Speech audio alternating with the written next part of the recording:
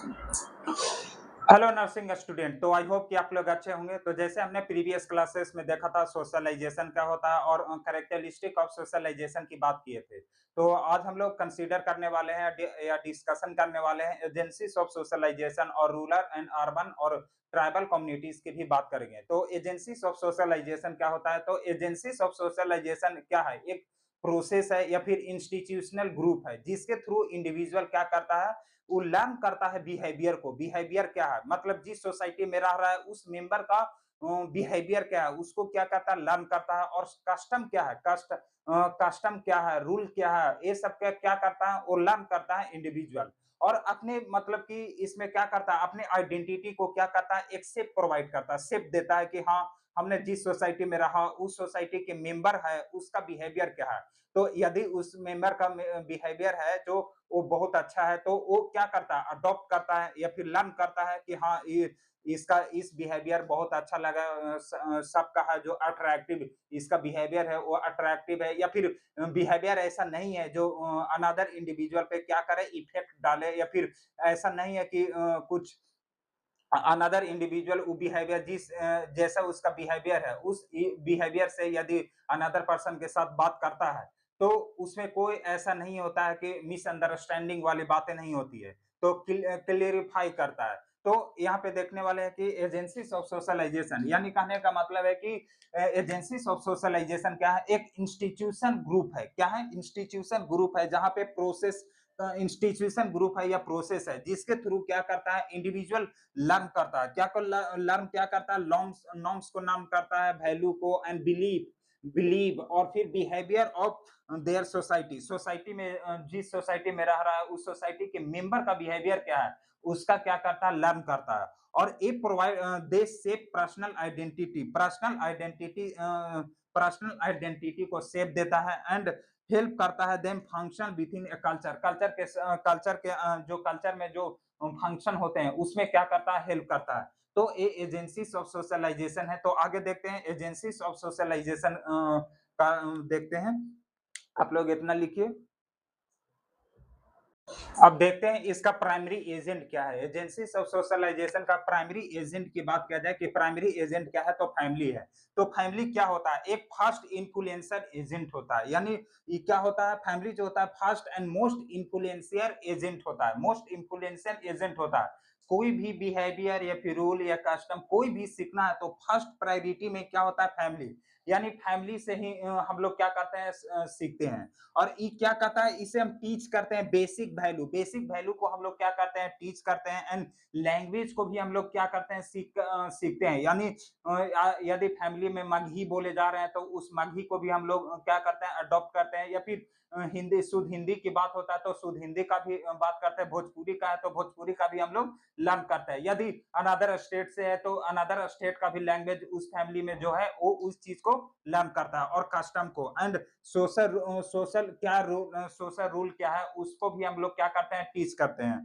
तो इसमें एग्जांपल की मैं बात किया चाहे तो लर्निंग मैनर की, लर्निंग मैनर क्या है, किस तरीके से हम लोग सीखते हैं, उसका लर्निंग मैनर को भी हम लोग क्या करते हैं, टीच करते हैं। और फिर जेंडर रोल क्या होता है कि जेंडर रोल क्या है, उसमें जेंडर का क्या रोल है उसमें भी क्या हम लोग फैमिली से ही सीखते हैं। और फिर कल्चरल प्रैक्टिस, यानी कल्चरल का भी प्रैक्टिस हम लोग किससे सीखते हैं, यानी फैमिली से ही सीखते हैं। तो नेक्स्ट सेकेंडरी एजेंट की बात करते हैं। इतना आप लोग लिखे कि सेकेंडरी एजेंट क्या है।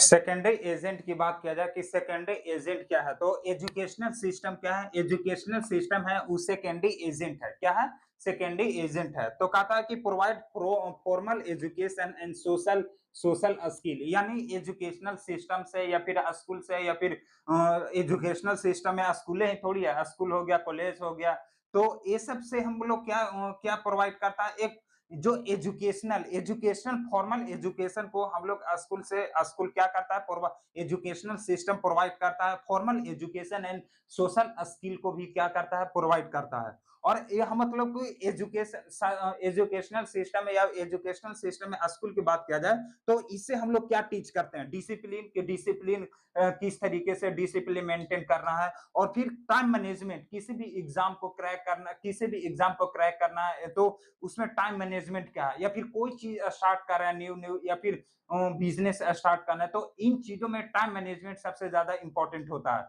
या फिर कोई भी काम आप लोग कर रहे हैं, कोई भी काम कर रहे हैं, हमको पढ़ाई भी करना है और सोशल वर्क भी करना है, तो उसमें हम लोग टाइम किस तरीके से मैनेज करेंगे, तो वो टाइम मैनेजमेंट भी हम लोग एजुकेशनल सिस्टम से सीखते हैं और कोऑपरेशन कि किस तरीके से एक दूसरे से भाईचारे बना के रखना है, वो चीज़ में भी। एंड सोसाइटल रूल क्या है, वो सोसाइटल रूल में भी क्या करता है, टीच करते हैं किससे? एजुकेशनल सिस्टम से।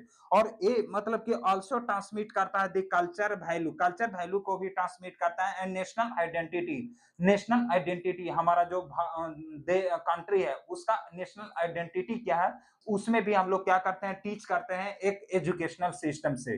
तो अब इसे अवेयरनेस होते हैं सबसे ज्यादा, आज के समय में अवेयरनेस होना सबसे ज्यादा इंपॉर्टेंट है। तो ये हम लोग क्या करते हैं, टीच करते हैं एजुकेशनल सिस्टम से। अब थर्ड एजेंट की बात किया जाए तो आप लोग इतना लिखिए, एजुकेशनल सिस्टम लिखिए आप लोग।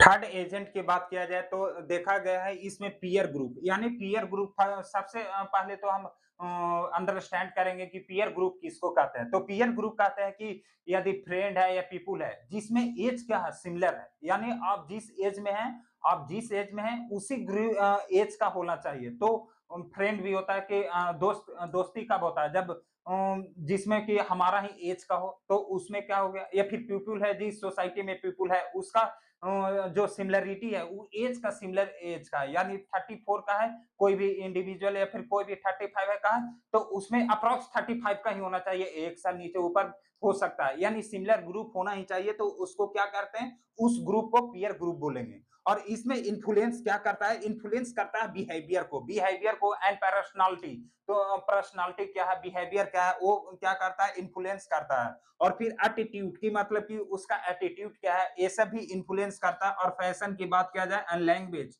यानी अब मान लिया जाए कि आप जी पीयर ग्रुप में क्या है कि एक इंडिविजुअल का इसमें इंडिविजुअल है या फिर फ्रेंड्स हैं जो उस सिमिलर एज का है, तो उसका जो लैंग्वेज होता है, तो उस लैंग्वेज से हम लोग क्या करते हैं, सीखते हैं कि अरे यार देखो ना, वो दो दोस्त है, उसका लैंग्वेज है वो इंग्लिश में बात करता है या फिर शुद्ध हिंदी में बात करता है या फिर माघी में बात करता है या फिर भोजपुरी में बात करता है या फिर हरियाणी में बात करता है या झारखंडी लैंग्वेज में बात करता है।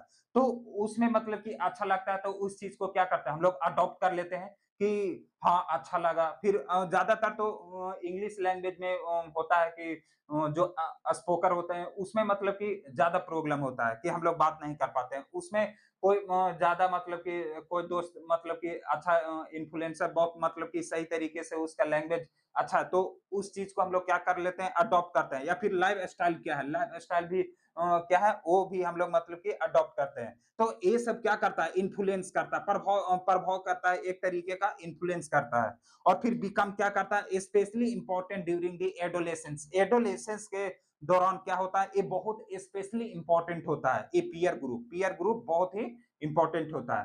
तो आप लोग पीयर ग्रुप आप समझ गए होंगे कि आई होप क्या पीयर ग्रुप क्या होता है। तो पीयर ग्रुप कहने का मतलब है कि एक ऐसा ग्रुप है जिसमें इंडिविजुअल जो मेंबर हैं, जो ग्रुप का मेंबर है उसका सेम इक्वल क्या हो, सेम सिमिलर ग्रुप का हो, तो उस ग्रुप को क्या बोलेंगे, पीयर ग्रुप बोलेंगे, यानी एज का सिमिलर एज का होना चाहिए। तो आप लोग पीलियर ग्रुप लिखे, उसके बाद फोर्थ एजेंट क्या है उसका कंसीडर करते हैं। फोर्थ एजेंट की बात किया जाए तो इसमें क्या आता है, मास मीडिया, यानी मास मीडिया क्या होता है, मास मीडिया में इंक्लूड क्या होता है, टीवी होता है। मास मीडिया में क्या इंक्लूड होता है, टीवी होता है या फिर इंटरनेट हो गया या फिर सोशल मीडिया हो गया या फिर न्यूज़पेपर हो गया या फिल्म्स हो गया। तो ये सबसे हम लोग क्या होते हैं, इन्फ्लुएंस होते हैं। यानी मान लिया जाए कि न्यूज़पेपर देख रहे हैं या फिर फिल्म्स देख रहे हैं या फिर सोशल मीडिया से जो हम लोग इन्फ्लुएंस होते हैं, जो इन्फ्लुएंस होते हैं, तो वो इसमें मास मीडिया में ये सब इंक्लूडेड है। और इसमें क्या होता है, शेप क्या है, ओपिनियन क्या है, बिलीफ क्या है and awareness of social issue. Social issue क्या है, उसमें जो अवेयरनेस होता है, वो क्या होता है, वो हम लोग मतलब कि मास मीडिया में देखते हैं। और फिर strong influence in modern society, इसका जो स्ट्रॉन्ग इन्फ्लुएंस क्या है, स्ट्रॉन्ग इन्फ्लुएंस क्या है किसमें, मॉडर्न सोसाइटीज में क्या है, स्ट्रॉन्ग इन्फ्लुएंस क्या है। तो ये सब हम लोग किससे सीखते हैं, मास मीडिया से सीखते हैं। तो आगे देखते हैं कि 5 में क्या है।